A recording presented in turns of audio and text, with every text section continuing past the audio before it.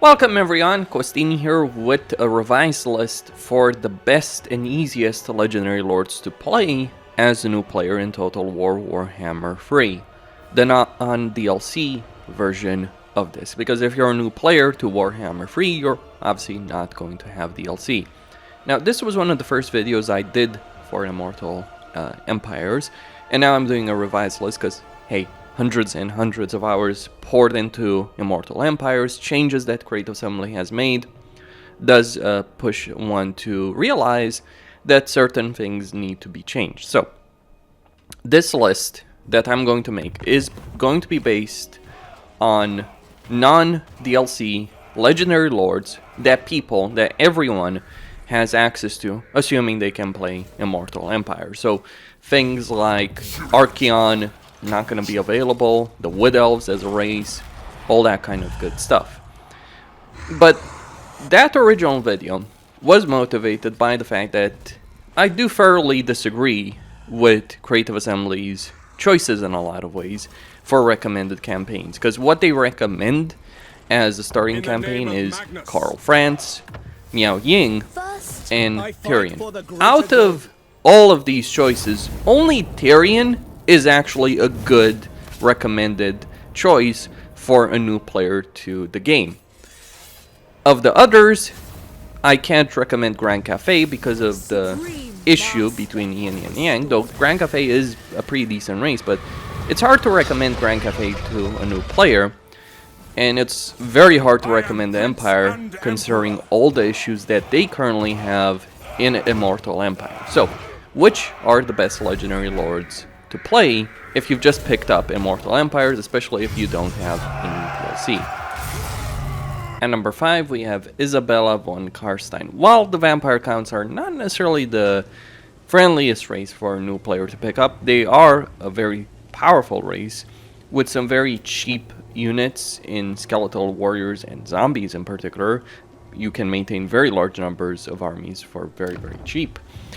You also have incredibly powerful legendary lords and heroes. And this is where Isabella comes into play. Because Isabella is really all about buffing the heroes in an army. So she starts with free hero capacity for vampires. The vampires are the best heroes that you do have access to as the vampire counts. And you have access to a special structure in Castle Drakenhof that allows you to recruit them. So with Isabella's trait, you will be able to recruit quite a lot of vampires from the very start of the campaign. So you start with free capacity, the structure gives you 1, so that's 4. You have 1 by default, and then you get 2 more through her special skill line. So you get a total of 7 very early on in the campaign. And the vampires themselves are incredibly powerful in battle. They are magic users, they're good melee fighters, they have replenishment, spreading corruption, incredible heroes to have. And Isabella buffs their weapon strength by 25% when they're embedded in an army. While you are going to lose the campaign movement speed, playing Isabella, the strength you gain is very significant. But it doesn't stop there. She also gives them melee defense and melee attack when embedded in her own army. And of course she does have Vlad as a legendary hero in her campaign. Vlad giving you significant benefits, relation benefits with the Empire, as well as range benefits and missile strength for Sylvanian crossbowmen and Sylvanian handgunners. That's less significant, you wouldn't want to use those units, but Vlad is also a beast in combat, and if you play as Isabella, he'll start with both of his items, the Blood Drinker and the von Carstein ring from the very start, being an absolute wrecking ball in battle. I think the only downside with Vlad as either hero or legendary lord is that he doesn't have a mount option, which he could really use. But yeah, Isabella is really strong. The only downside really is that you're starting in a position where you're surrounded by enemies and potential enemies in the Empire and the Dwarves, though funnily enough I was able to vassalize Ungrim pretty early on in this campaign by declaring war on his enemies and giving him Grom Peak. when I did take it in this particular campaign. Yeah, simple.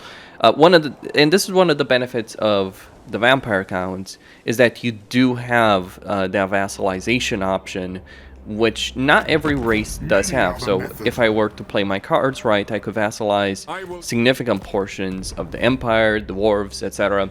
Kislev, like if I look at Katrin is just one simple step away from, so to speak, bending the knee. And actually, if I trade her this settlement, she will bend the knee, and I can even get that particular settlement back if I do play cards right, or if I give her an equally valuable settlement.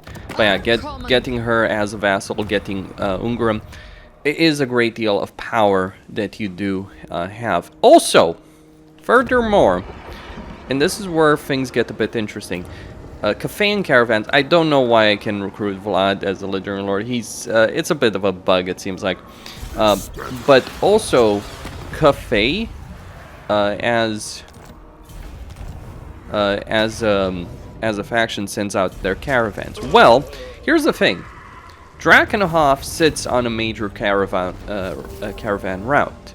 So quite a lot of caravans in your campaign will be moving through your territory, giving you a significant money benefit if you attack them. Even if you don't attack them, the vampire counts do certainly have a very powerful economy, with the gibbet giving them control and 250 income at level 1, which is pretty sweet to be able to get that. A lot of vampire units are very cheap. Some are expensive, like Graveguard, all that kind of good stuff, but you can either make a very powerful army as the vampire counts, or you can make a weak army, but it's bolstered, like this army over here, it's bolstered significantly by all the heroes you can get. And Isabella giving you so much hero capacity is a significant amount of power. You could also play Vlad in a similar vein, though you won't start with as many heroes. But starting with that many heroes can be a bit of a double-edged sword, given the upkeep costs with them. So there's no significant downsides if you do decide to play with Vlad as opposed to Isabella, though you won't have, obviously, the weapon's strength. So yeah, play the vampire counts, and of the vampire counts, Isabella is the most recommended. Now at number 4 we have Lokhir Fellheart. Generally speaking, I would say it's hard to recommend the Dark Elves for a completely new player, but Lokhir does have a lot of things going for him in his campaign. First off, his position. He starts in Cafe, and Cafe is a great area for anyone to learn to play the game, because it's its own little pocket on the campaign map in Immortal Empires, safe from the rest of the world, with a great variety of terrain types, be it temperate, mountain, desert, and also having a great variety of factions. You have vampire counts, coast, Cafe itself, Skaven, lizardmen, and wood elves over here to the far south. So it's a great variety of factions to deal with, getting a handle on playing the game, getting a handle on terrain types, getting a handle on different playstyles. Now, Cafe itself, as a race, would not be recommended for a completely new player, but Lokhir is pretty great. The reason he's great is because he has a pretty powerful army. He gets a major upkeep benefit to Black Ark Corsairs, and Black Ark Corsairs are some of the best early game units for the Dark Elves, and some of the best in the entire game, because they have a very high level of armor, high melee attack, melee defense, and weapon strength, along with armor piercing, a pretty good amount of armor piercing. And he buffs them significantly as well through his special skill line: leadership, melee attack, armor piercing, missile damage for Black Ark Corsairs with handbows, stock, vanguard deployment for himself, and for his army for the Corsair units, as well as some other benefits.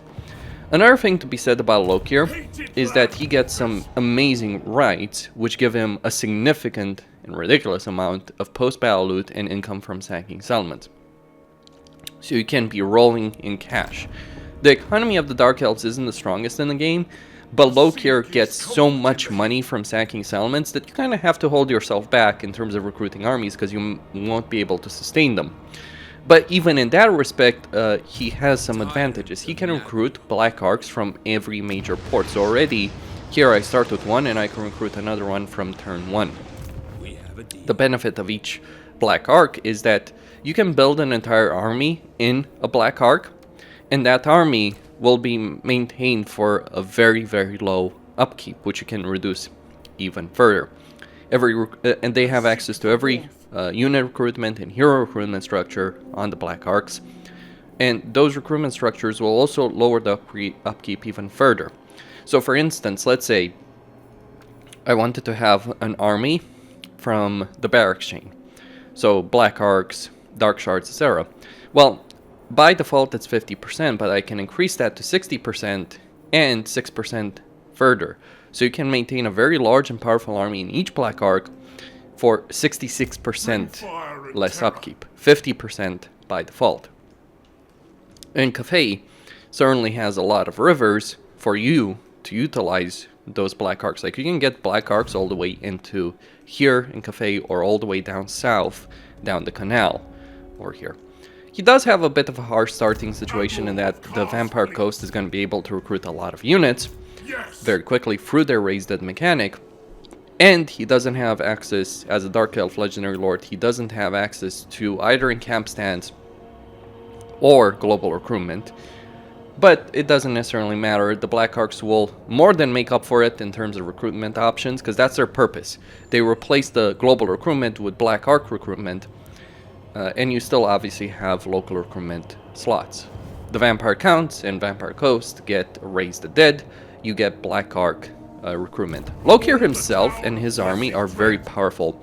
Probably some of the most powerful units you can get early game of any race.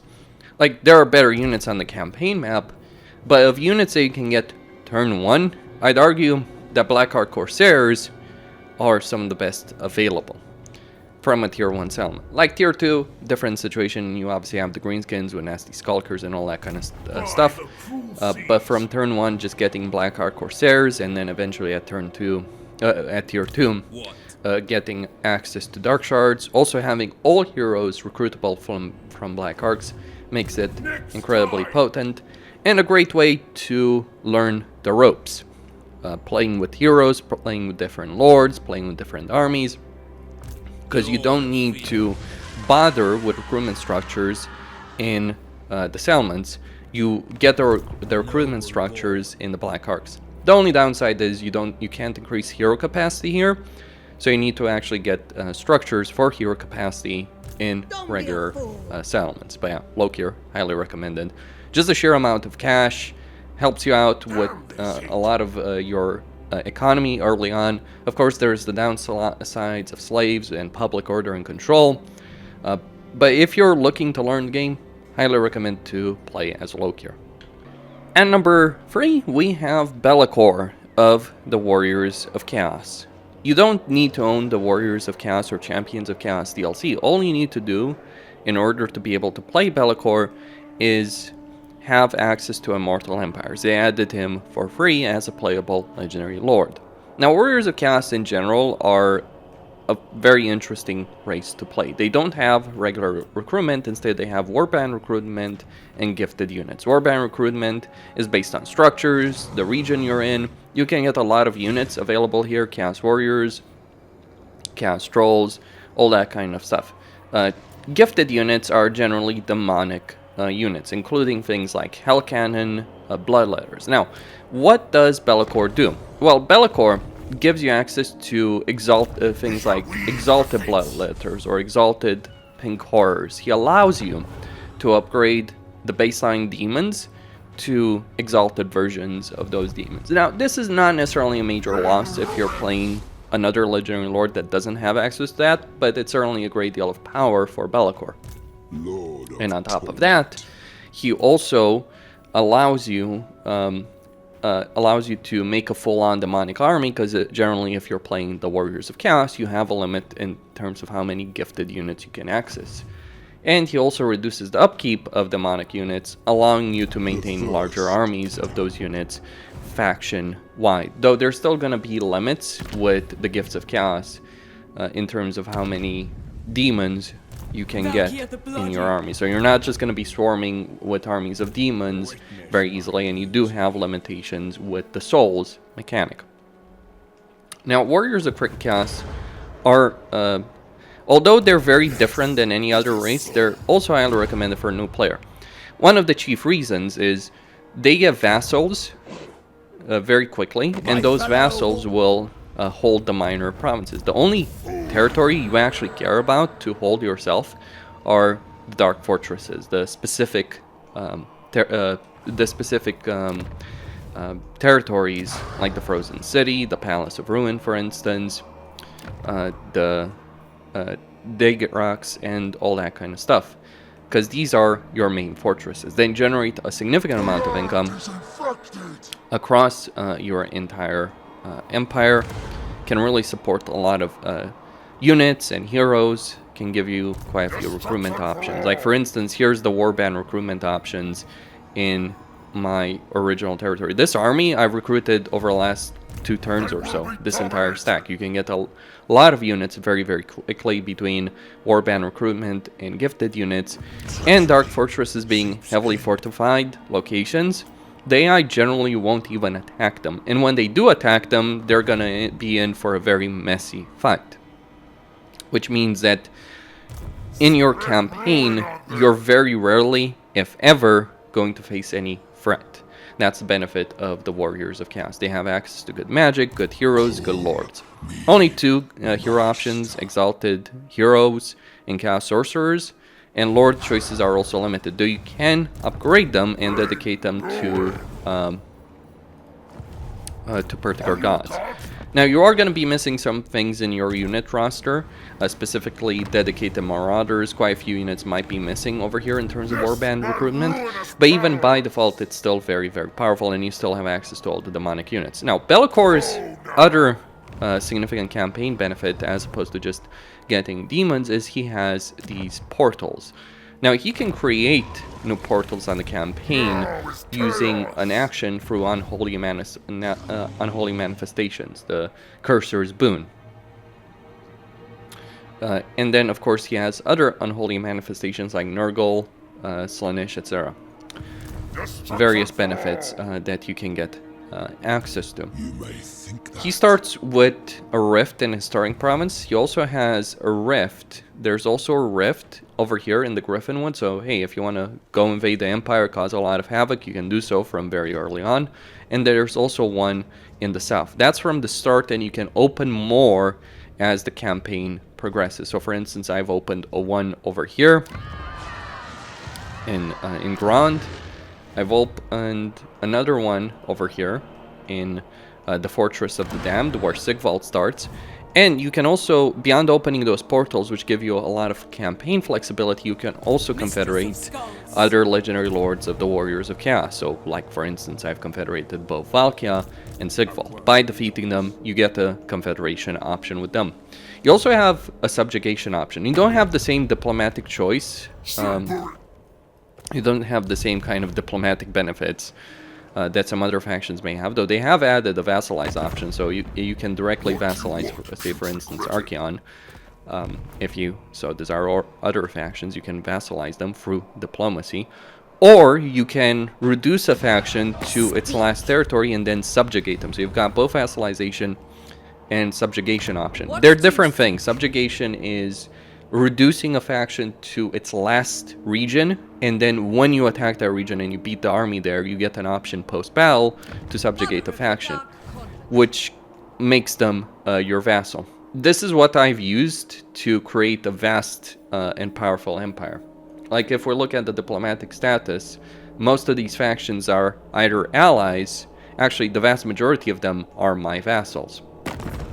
I only have one military ally and one defensive ally in terms of the ecstatic legions over here.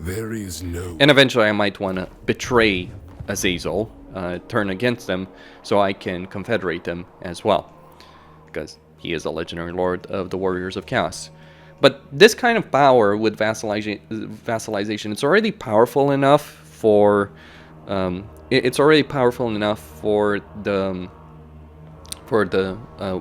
vampire counts for the Tomb Kings, but the subjugation choices, and you can subjugate a lot of races. You can subjugate dark elves, humans, even dwarves, I believe, if I'm not mistaken. Not every race can be subjugated, but you can subjugate a great deal of races. And even those that you can subjugate, you could potentially make vassals through diplomacy, though not in this particular case. This means you have an enormous amount of power, and this is a fairly easy campaign in a lot of ways. Your armies may be limited by your initial size of the economy, though if you get a lot of dark fortresses, you will have one of the best economies in the game. But with all these vassals, each vassal, especially on a hard difficulty, will maintain a full stack, at least a full stack, or you can get vassals that do a lot more. For instance, here I vassalized Malekith, and Malekith is running around with more than one stack in this campaign, because he's got his own army over here in Nagorod. And he's got the second army, a third army, fourth army. I mean, granted, this is just 3 units, but he's likely able to maintain 3 or 4 full stacks of troops.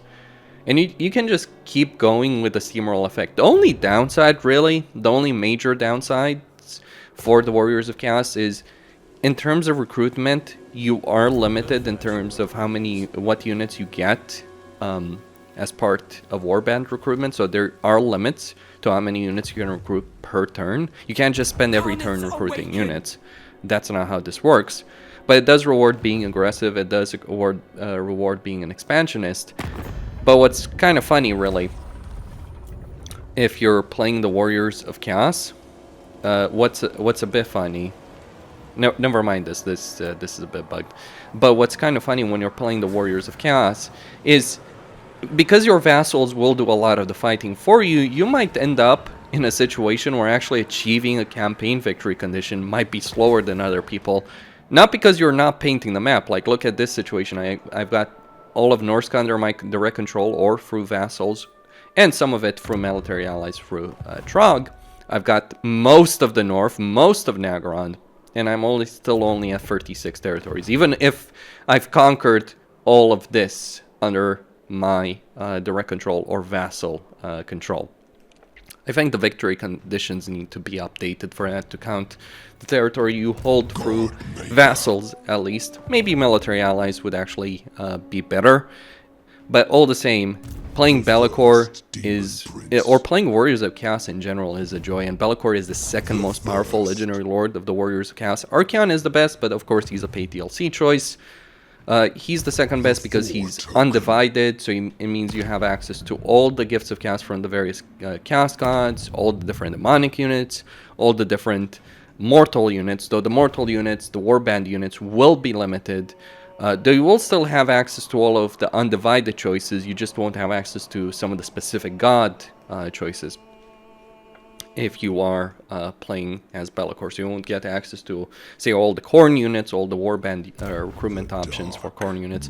Do you need them? Not really. Like, Undivided is pretty great, pretty strong on its own right.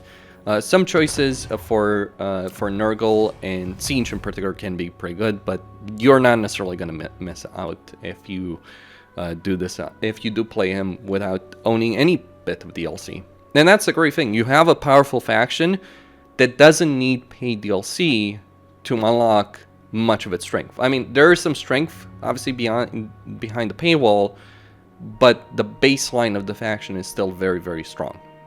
Is Azhag the Slaughter, or really the Greenskins in general, but by default you have access to 3 legendary lords for the Greenskins with no DLC. You have Azhag, Grimgor, and Warzag. Out of these 3, if you're a new player in particular, I would recommend Azhag the most. You get some fairly significant campaign bonuses in terms of research, income from sacking settlements, and the Greenskins do rely heavily on income that they get from sacking settlements. It's how they fuel their economy. You can be at a major economic deficit, but it doesn't matter because you can get tens of thousands of gold from sacking settlements by default. Buffing this by 25% faction-wide is pretty significant as well. Then he also gets diplomatic relations benefit with the vampire counts and Archon the Black. Only enough he doesn't get it with the vampire coast. Maybe he should, but he is pretty far away from the coast anyway. Now, why Azhag, well, star position-wise, he's more powerful than all of his neighbors, with the exception of maybe Vlad, and he can have pretty good relations with Vlad. And while Draika may end up being a threat, he can literally bury her in orcs and multiple stacks of troops. Draika's army is more powerful than any individual army you can throw into the field, but when you throw 3-4 armies against her, she's not going to be able to stand up to that. And outside of that, outside of Draika and maybe Vlad, you're far more powerful than everyone else. To understand the power at the Greenskin disposal, this is turn 51 in a campaign. My income per turn is 40,000. That's quite a bit. My empire is this. What you see in blue, it all belongs to me. Yes, I've conquered a ridiculous amount of territory. But one of the ways I use to conquer it is actually using one of the main Greenskin factions, the Greenskin Confederation. The way Confederation generally works, it's a diplomacy thing, or if you're playing Warriors of Chaos, you beat faction to their last element, you take that over and you get the Confederation option. For the Greenskins, it's a bit different. For the Greenskin, the way Confederation works is you find the Legendary Lord of another Greenskin faction, in this case Grimgor, because he has a lot of the territory here, he'll generally gain a lot of the territory here, and then you beat him in a single battle, which is exactly what I did. And you get the post-battle option to confederate them and gain everything that they own. Is a ridiculous amount. So that's one of the ways I got so far. Also confederated Skarsnik. May want to confederate Warzag. All that kind of good stuff. My empire is a very vast and powerful one. And I've also got allies with the Ice Court, Clan Rectus, and the Darkland Orcs. Though I may be able to, very soon enough, confederate the Darkland Orcs. So yeah, a ridiculous amount of territory, a ridiculous amount of power. Azhag starts, to give you guys a understanding, Azhag starts over here. He also has access to gold mine pretty quickly, which will give him a significant economic boost. The Greenskins have a pretty powerful economy, good unit selection, good hero selection. Their early game units, the Goblin Archers, are pretty effective. Now, without DLC, you are going to miss one of the best early game units that the Greenskins do have, which is the Nasty Skulkers. These guys are not quite on the same level as Blackheart Corsairs, though they're quite a bit cheaper than Blackheart Corsairs to both recruit and maintain in a campaign. And they can be upgraded. Greenskins Greenskin units can be upgraded using the scrap mechanic.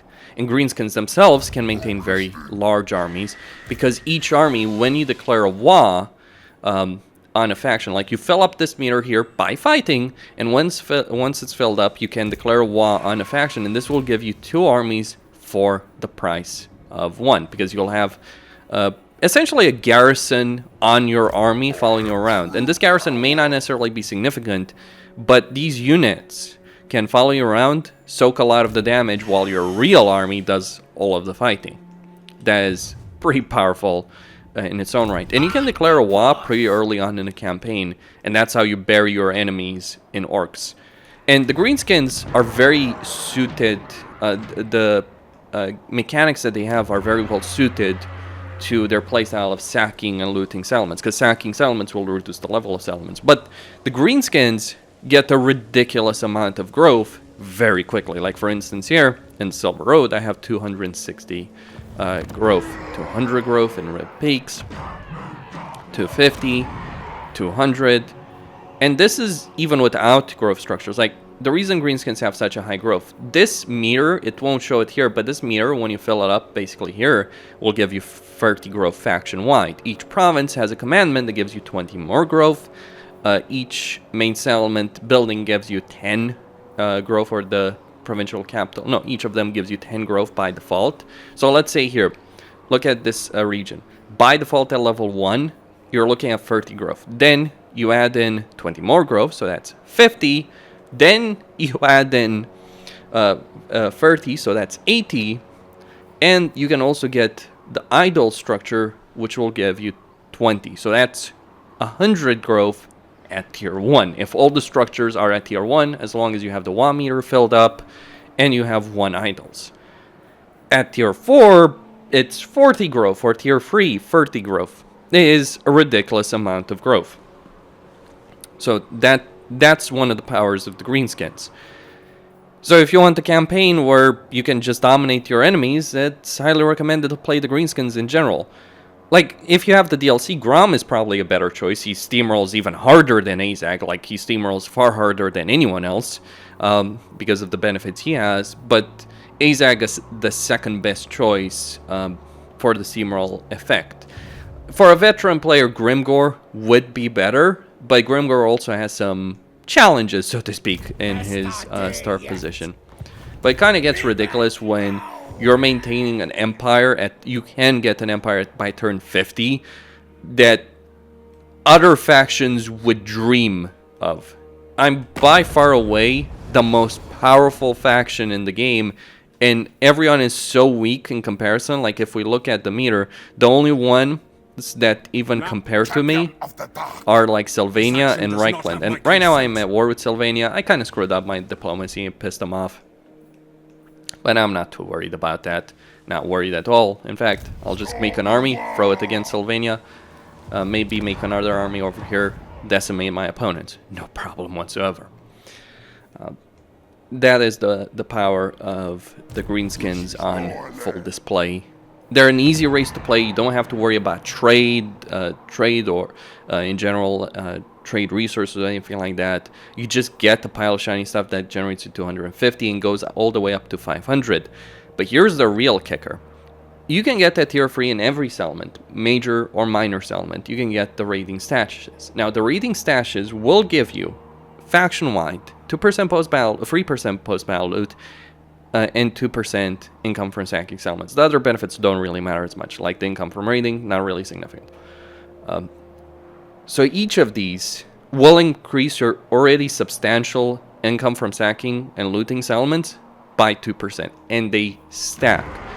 So once you get a large enough empire, you start getting all of these. Like, I've got in the Blasted Waste, I've got 3 of these things, and you get to an absolutely biblical level of income post-battle. Another great benefit for the greenskins is that their structures, at least are at a low level, are relatively cheap. Like, I'm not joking when I say that when I'm looking at the situation here, you can genuinely play a campaign as the greenskins, and you can really just run out of things to build in a particular turn. Something that isn't necessarily the case for any other faction. Like, if we look at the structures here, right? The idols is to 25. Now, granted, there are some research, some benefits that reduce that, but structures in general are pretty cheap. They don't compare to the price of structures of other factions. Like other factions, like for instance the Shamanic TP, which gives you rogue idol recruitment, is only 7,000 at this point in the campaign. Other factions may be spending more for a tier 3 structure. Like, until you get to tier 4, your structures are ridiculously cheap. And you also have easy access to a lot of heroes, because at tier 3 you can get structures that increase your hero capacity. So for instance, in this campaign, I've got 12 Black Orc capacity, 3 Goblin big bosses, though they have the lowest hero capacity because they need a structure at tier 4. They specifically, to increase capacity, specifically need the boss shack. So they're the ones that are going to be the hardest to get. They're also the worst lords. 9 Giant River Troll Hag and 9 Shamans. That's a ridiculous amount of heroes that I can maintain, and I could realistically, given the amount of money I'm earning from post-battle, I could realistically maintain 2, maybe even 3 more armies. Not like I'm lacking in armies, though, I can tell you that much. Because I am absolutely not lacking in armies. Like, in this campaign, for instance, I've got... Let's count them. So, I've got one under Azhag over here, my main army. Then a second one over here. A pretty decent army over on that side. There's 2 armies over here with Grimgor, a 3rd that I'm recruiting right now, and yes, I will be able to afford that. So that's a 3rd army, a 5th in the center. And these are powerful armies as well. Like, they're made up of pretty good solid units. Like, you can maintain a lot of armies, and every army as with a WA will be double in size, basically. And not all the units can be weak. Like, for instance, this army has an Ragnarok Spider and a Feral Wyvern. So yeah, the greenskins, highly recommended though, of course. If you're looking to learn the game, maybe not the best choice. You're just so far ahead of everyone else that it may not necessarily be the best campaign to look to learn the game, but hey, if you're a new player, you want to learn the game, having a powerful faction is not necessarily the worst decision you can make when it comes down to it. One, although not the most powerful on this list, but this isn't about power, it's for new players and what's recommended for those players, we have Tyrion of the High Elves. Of all the legendary lords that Creative Assembly recommends, the only one they got right is Tyrion. Tyrion is great for new players in particular because the High Elves have diplomacy, they have trade. In fact, they do rely on both diplomacy and trade because they can get a significant amount of trade income. And that's what's going to fuel their economy. The way it works is that you get a lot of benefits to trade tariffs through the structure here. This increases your trade tariff income by 5%, but your main income building also generates trade resources, elven trinkets. While it won't generate as many resources as a dedicated resource structure, you can get at tier 3 a pretty decent amount, 12 elven trinkets, and these are some of the most expensive in the entire game when it comes to Guardian of the Phoenix. when it comes to King, if you wish. when it comes to trade resources.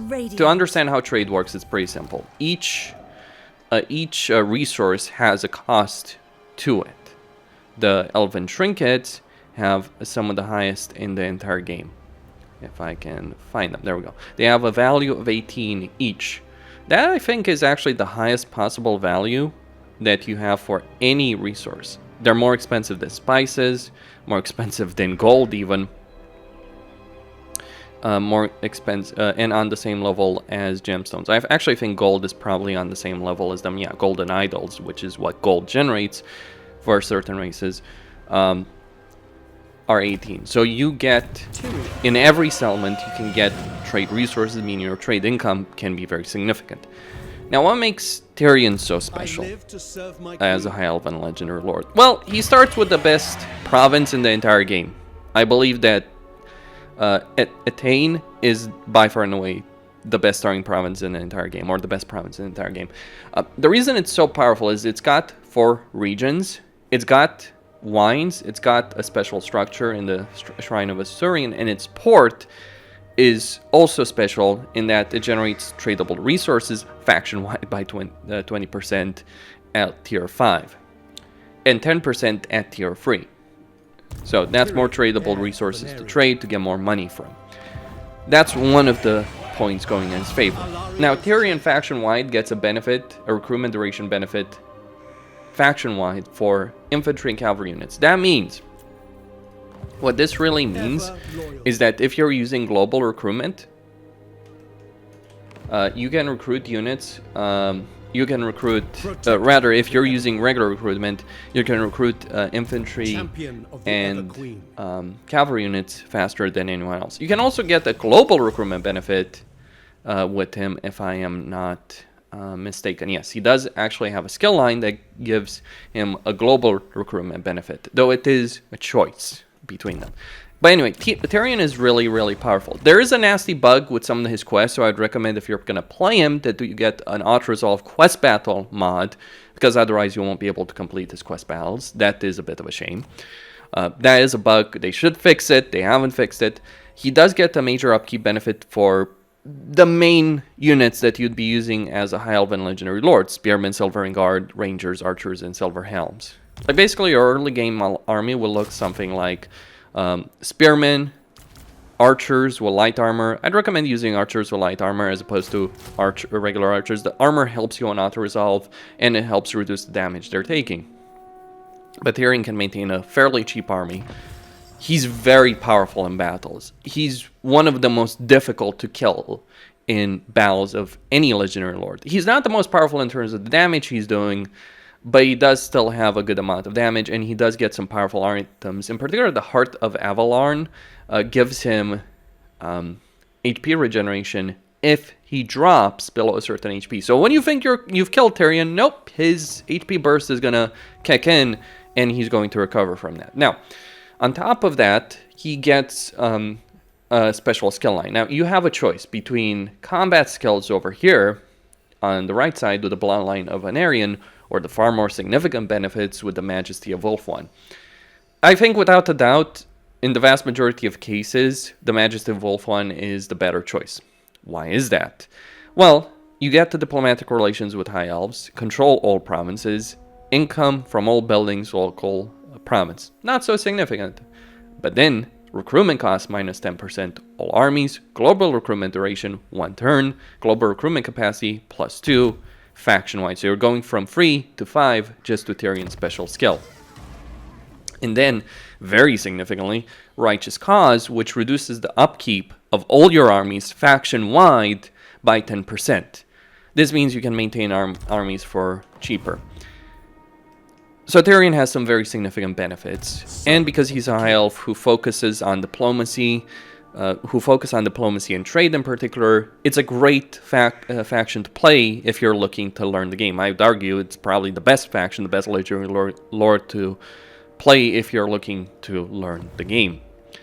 And there's more to it than that. Ulthuan is a great area on the campaign map. It's not as safe as Cathay. You do have enemies to the north, you have an enemy to the south, and Noctilus, Morathi to the west, some powerful enemies, sure. But you're also somewhat isolated from the problems. You're not starting, say, in Kislev, which is as poor Catherine, who's surrounded by opponents. No, you can pick and choose your fights. And once you unite to Ulthuan, you will have one of the best economic engines in the entire game as an area to support it. Because Ulthuan has great resources, can generate a huge amount of income, has ports, etc. Can generate a great deal for you in your campaign, and then you can expand across the map. Though you're generally going to be pushed into you're going to be on a collision you're going to be on a collision with Malekith. Collision course, that's what I want to say. But it is a good campaign, it is a good legendary lord, there's a lot of power, but it isn't given freely. You actually have to make some decisions, smart decisions, but there's plenty of room to make mistakes as well if you're playing the High Elves. They reward you for playing well, but you can also play poorly, make a bunch of mistakes and still recover. Because they're baseline units that they can recruit in any settlements, be it spearmen or archers, are really good units. Obviously archers with light armor, rangers, all that can give you some benefits in battle as well. So a substantial amount of power for the High Elves by default. And although there are some units tied behind DLC paywalls, specifically the Sisters of Avalon and the Handmaidens, which are pretty powerful, the baseline High Elven roster is really good all the same. Highly recommended if you're going to pick up Warhammer free to start to the High Elves. If you haven't played the Warhammer game before or a Total War game before, they're a great faction to start out with. Costin signing out. Don't forget to subscribe, like, enable notifications, and stay tuned for more.